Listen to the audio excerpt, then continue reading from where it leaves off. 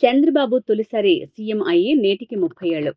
1995 September 1న తొలిసారిగా ఉమ్మడి AP సీఎంగా చంద్రబాబు ప్రమాణ స్వీకారం. తొలిసారి, రెండోసారి కలిపి 2004 మే 29 వరకు సీఎంగా 8 ఏళ్ల 8 నెలల 13 రోజులు సీఎంగా వ్యవహరించిన చంద్రబాబు.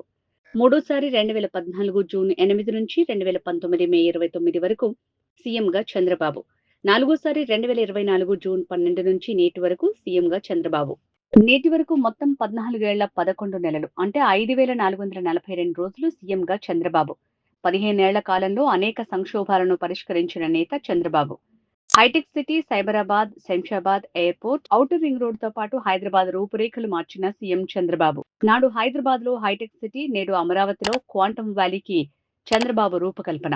కేంద్రంలో ప్రభుత్వం ఏర్పాటులో చంద్రబాబు కింగ్ మేకర్ పాత్ర. 2024లో సీఎం అయ్యాక సంక్షేమం, అభివృద్ధికి ప్రాధాన్యం. రాజధాని అమరావతి, పోలవరం నిర్మాణం, విశాఖను ఆర్థిక, ఐటీ రాజధాని, రాయలసీమను పారిశ్రామిక కేంద్రంగా మార్చేందుకు చంద్రబాబు కృషి.